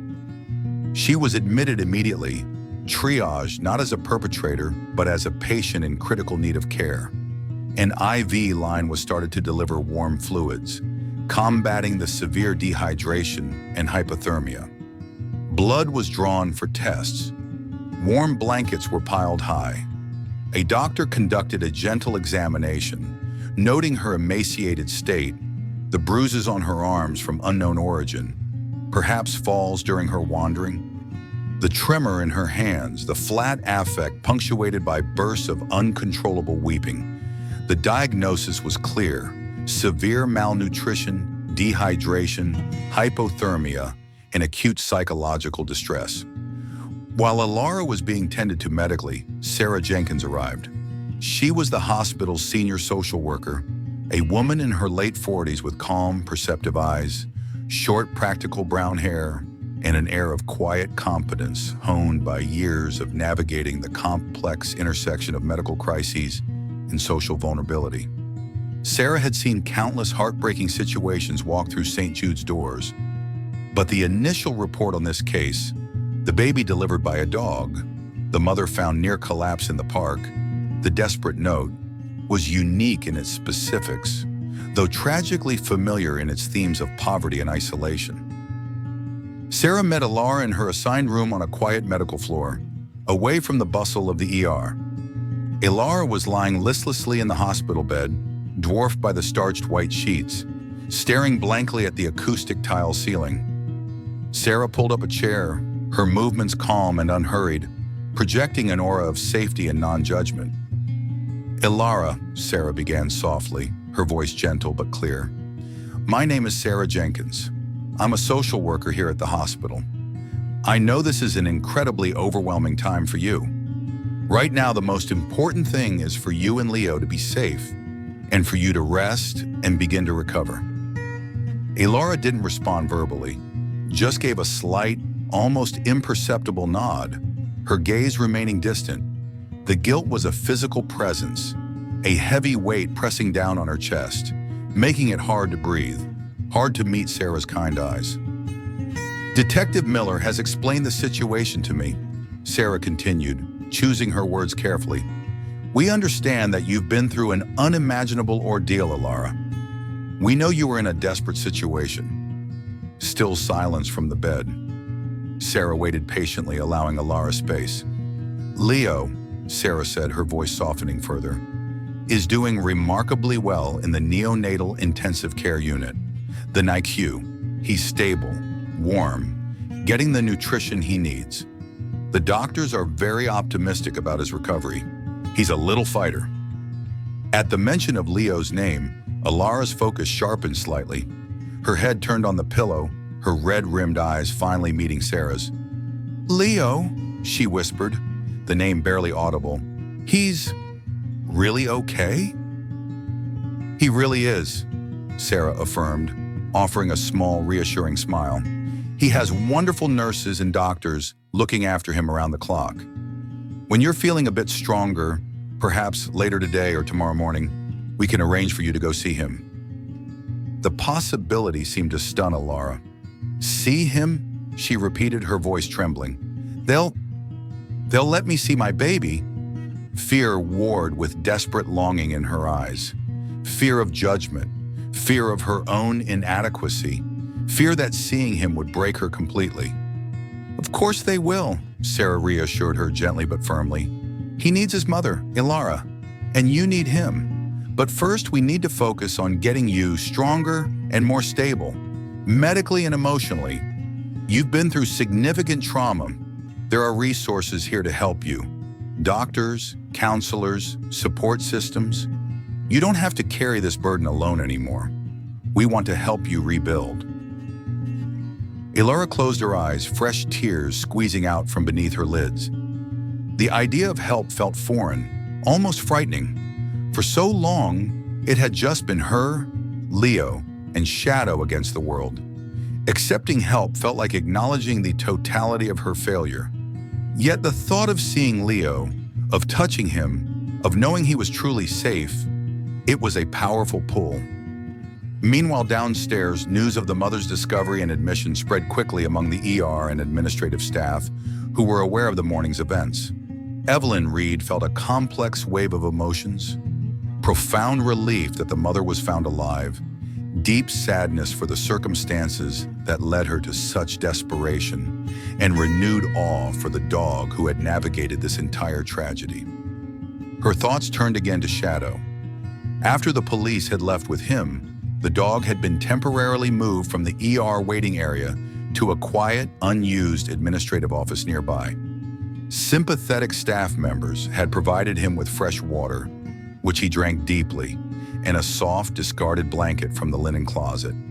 He had politely but firmly refused offers of food, perhaps too stressed or exhausted to eat, or maybe instinctively conserving his energy. He had curled up tightly on the blanket, his body finally succumbing to deep sleep for a few hours. But as the morning wore on, he had become restless, pacing the small office, whining softly at the door, his ears constantly pricked, listening intently to the sounds from the hallway, the rolling carts, the intercom pages, the footsteps. It was as if he sensed Elara's presence in the building, his internal compass locking onto her familiar scent signature amidst the hospital's olfactory chaos.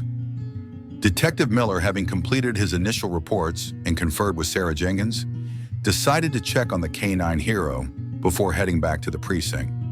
He found Shadow pacing anxiously, his tail low, a low, worried whine rumbling in his chest. The dog immediately stopped pacing when he saw Miller, looking up expectantly. "Hey, boy," Miller said softly, crouching down beside him again. He felt an unexpected surge of affection for this remarkable animal.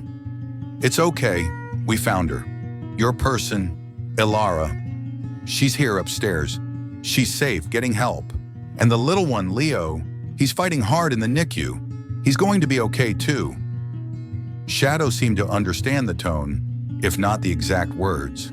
The anxious tension eased slightly from his body. He nudged Miller's outstretched hand with his wet nose, then leaned his heavy head against Miller's knee for a moment, a gesture of trust that felt surprisingly profound. He then returned to his blanket, but didn't immediately lie down, instead sitting alertly, his gaze fixed on the closed office door, waiting. His immediate mission was over, but another vigil had clearly begun, waiting for his fractured family to be reunited. Later that afternoon, after Elara had received several bags of IV fluids, managed to eat a small amount of broth and crackers, and spoken further with Sarah Jenkins about the immediate next steps, Sarah felt she was stable enough, both physically and emotionally, for the crucial reunion with her son. As they prepared to make the journey to the NICU, Elara, hesitant but resolute, Detective Miller appeared at the door of Elara's hospital room, and beside him on the leash stood Shadow. The dog had been cleaned up slightly by a kind orderly who couldn't resist the story. The worst of the mud and grime brushed from his coat, revealing the handsome sable markings beneath. He still looked profoundly weary, the ordeal etched into his posture. But the moment he saw Elara sitting up in the hospital bed, his exhaustion seemed to evaporate, replaced by an electric current of recognition and joy.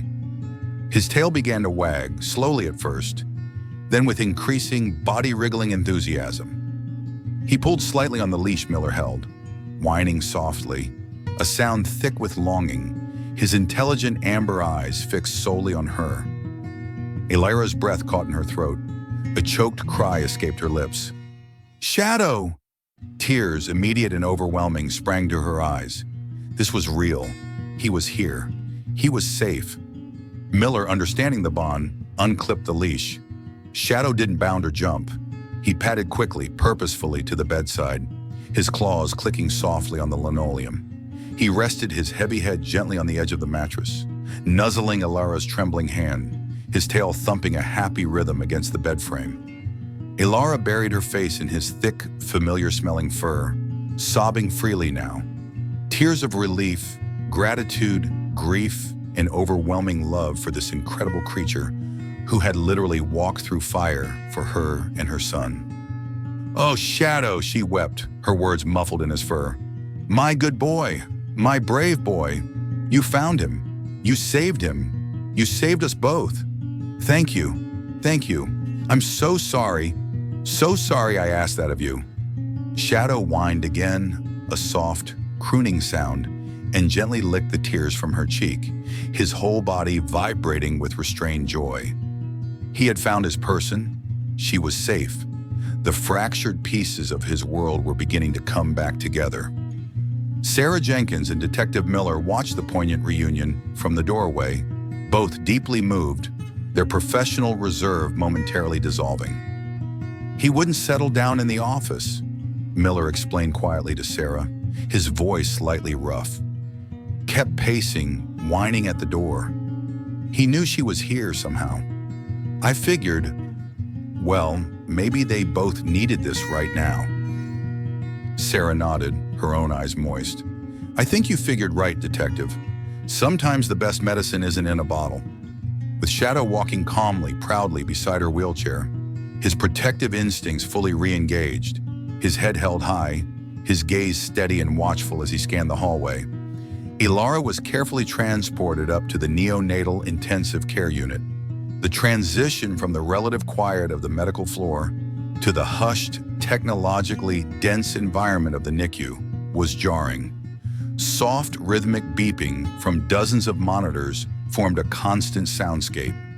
Dedicated nurses in pastel scrubs moved with quiet efficiency between gleaming incubators and radiant warmers, their faces reflecting intense concentration and gentle care.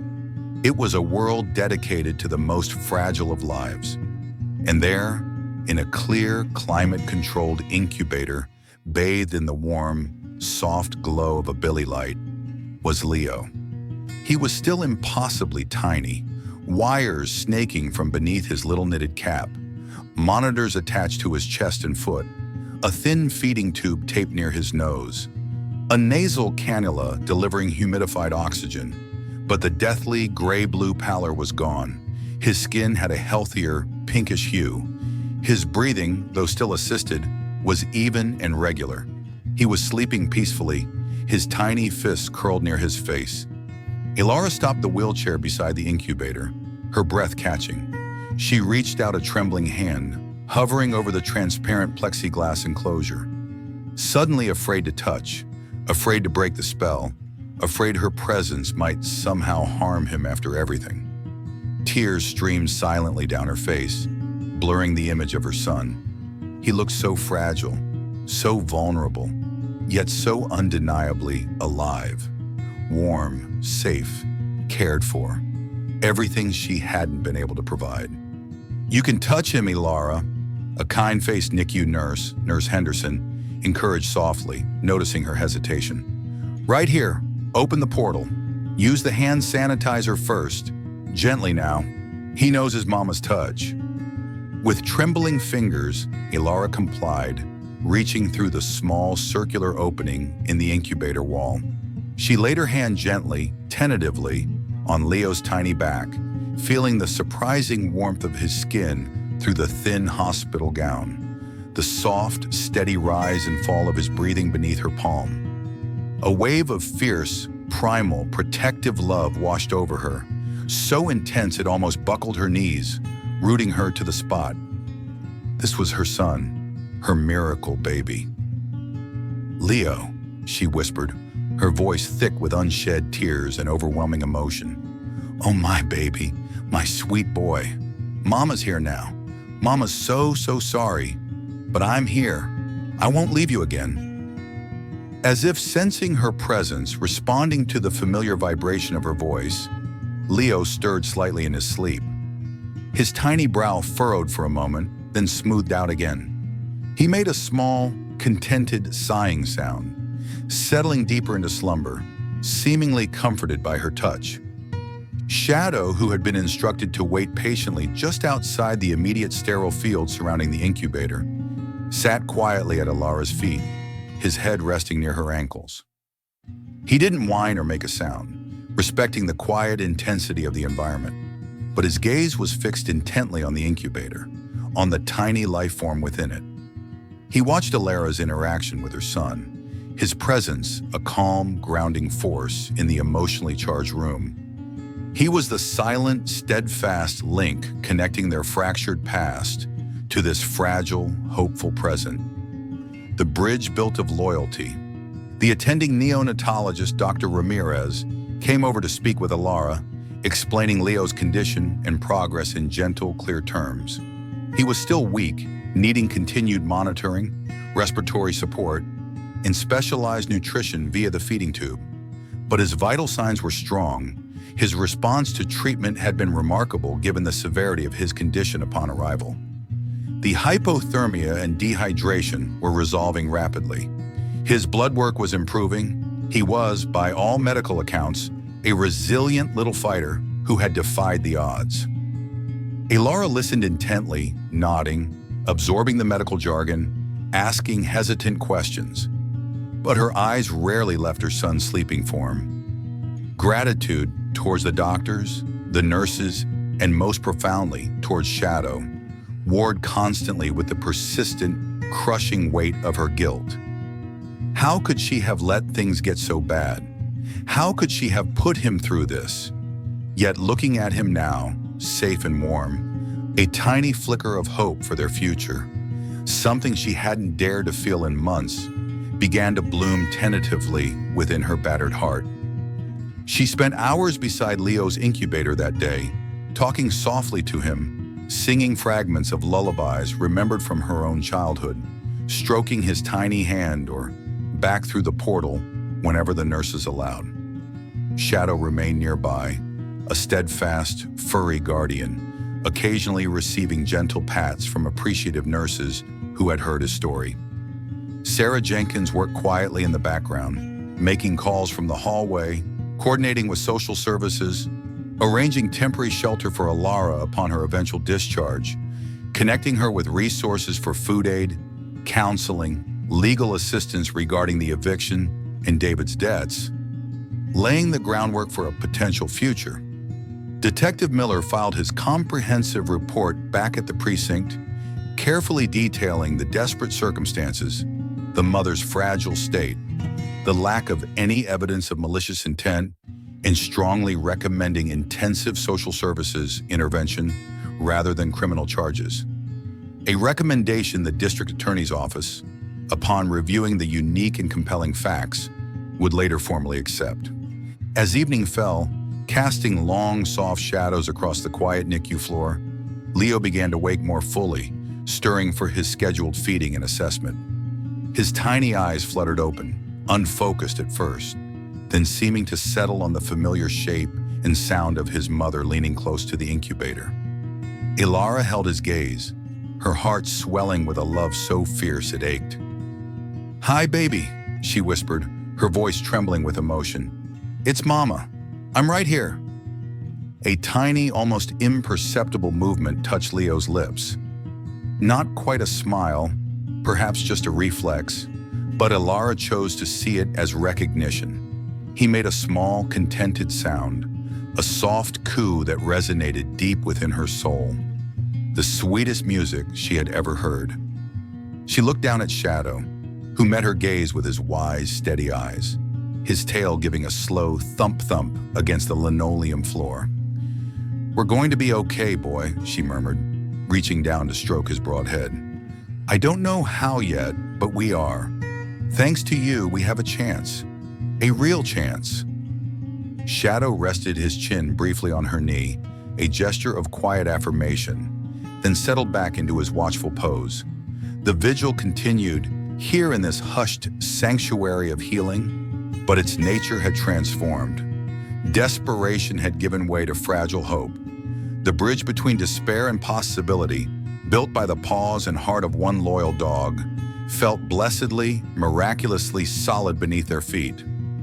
The days that followed settled into a new, tentative rhythm dictated by the beeping monitors of the NICU, the schedule of Leo's feedings and care, and Elara's own slow journey towards physical and emotional recovery. Leo, infused with warmth, nutrition, and expert medical attention, proved himself to be the fighter doctor Thorne and Dr. Ramirez had predicted. Each day brought small but significant victories. The oxygen support via nasal cannula was gradually weaned down, then removed entirely as his own lungs grew stronger. He started taking more milk from a bottle, his suck reflex improving, allowing the feeding tube to be discontinued. He gained weight steadily, the harrowing gauntness replaced by the soft, endearing chubbiness of a healthy infant. The bluish tinge around his lips and fingertips vanished completely, replaced by a robust, healthy pink.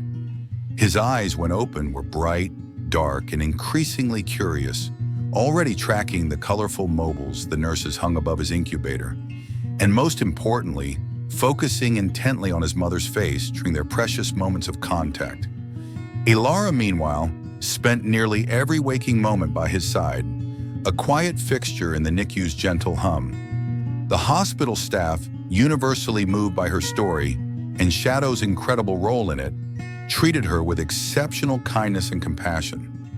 Nurse Henderson, the warm-hearted veteran who had first encouraged Elara to touch Leo, often stopped by just to chat, offering words of encouragement and practical parenting tips. Younger nurses like Chloe Matthias, initially stunned by Shadow's arrival, now greeted Elara with shy smiles, sometimes bringing her coffee or a magazine. Even the busy doctors took moments to update her personally, explaining Leo's progress in clear, accessible terms, acknowledging her presence as a vital part of his healing team. Shadow became something of an unofficial mascot and therapy dog for the unit. Recognizing the profound bond and the calming effect he had on Elara, and frankly, on the often stressed staff, the hospital administration made a compassionate exception to their usual policies, allowing him quiet, supervised access during Elara's visits.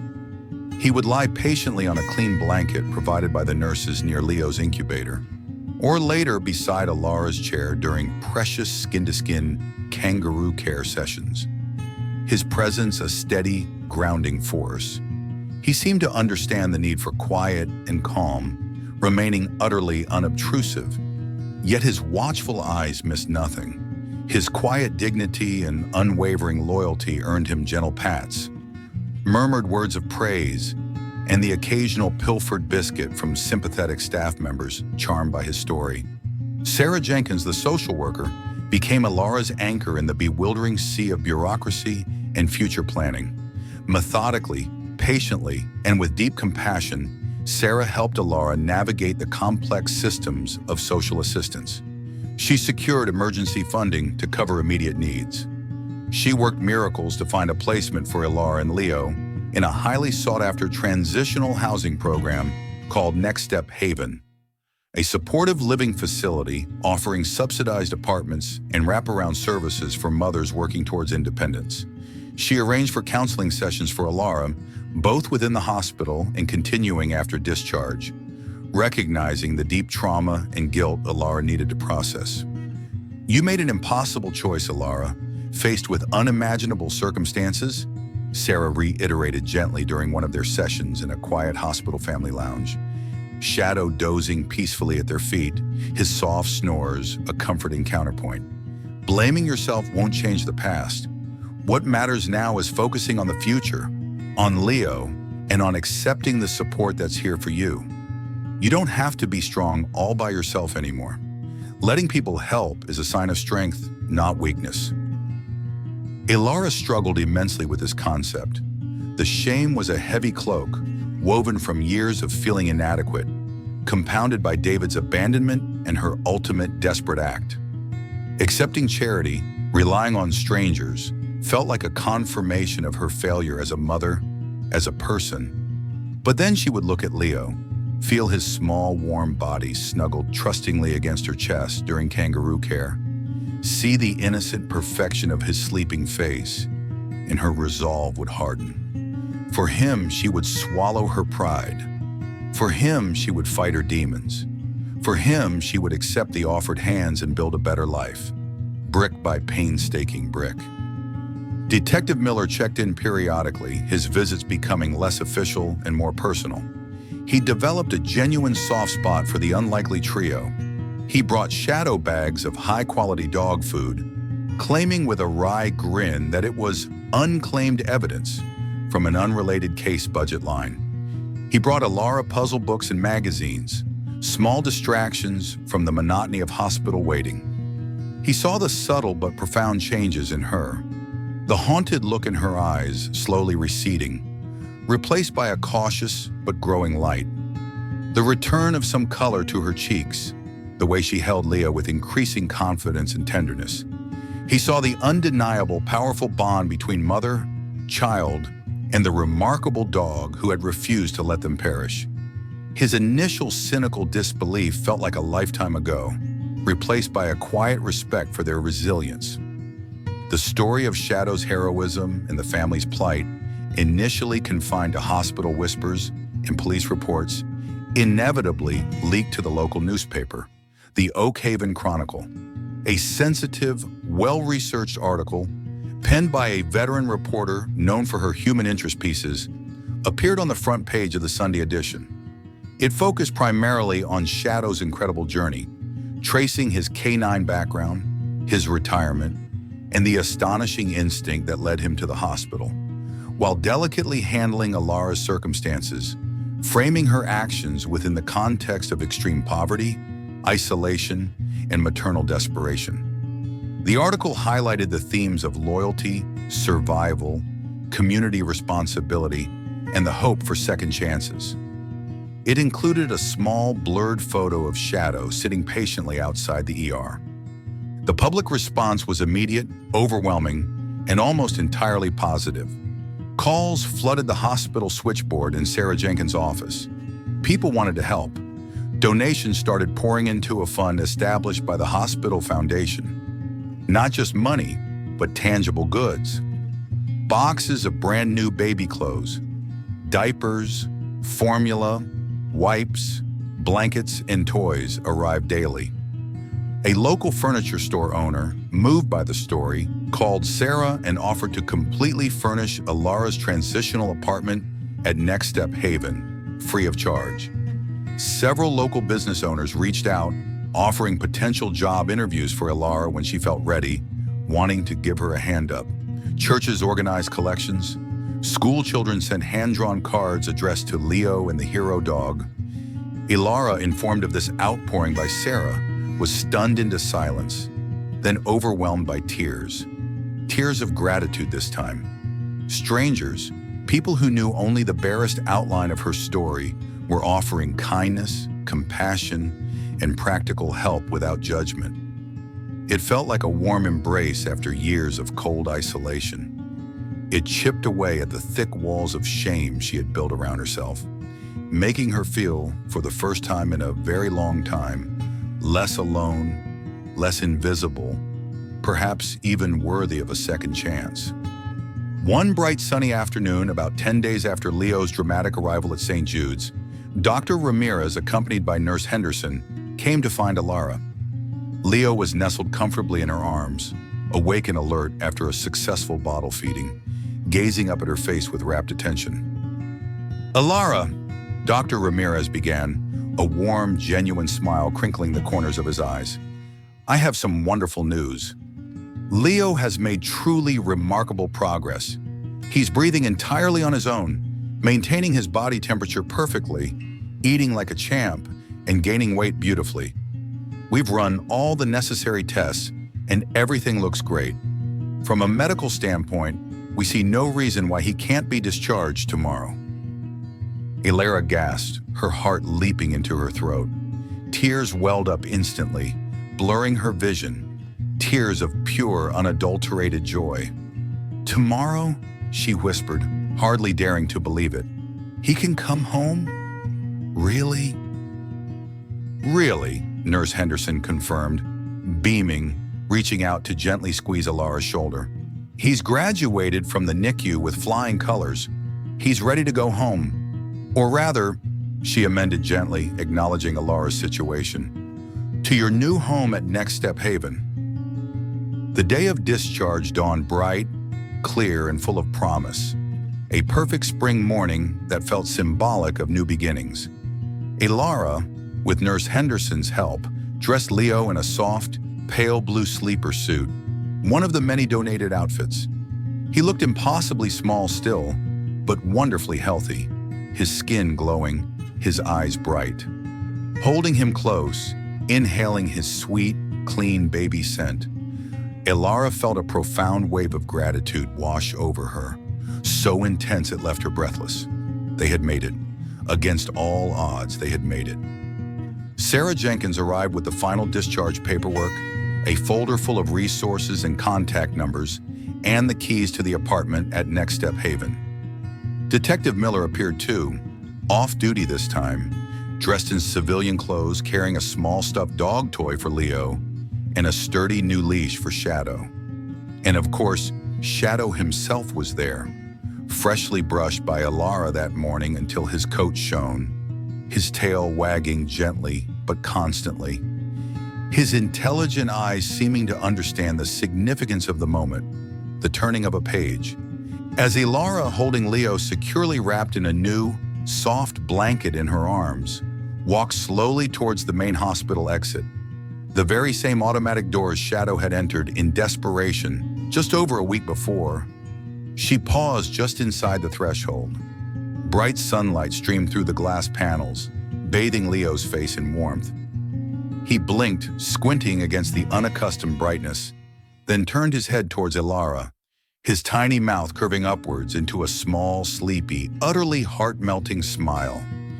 It was the first real, unambiguous smile she had seen from him, a pure, uncomplicated beacon of happiness that lit up her entire world. Her heart felt full to bursting. She carefully knelt down, balancing Leo securely in one arm, and wrapped her free arm around Shadow's strong neck, burying her face in his fur for a moment. "We made it, boy," she whispered again, her voice thick with emotion, choked with tears of relief. "We really truly made it. Thanks to you, my brave friend. Thanks to you, we get to start over. Together." Shadow nudged her hand gently with his nose, then looked up towards the precious bundle in her arms, his gaze soft, protective, content.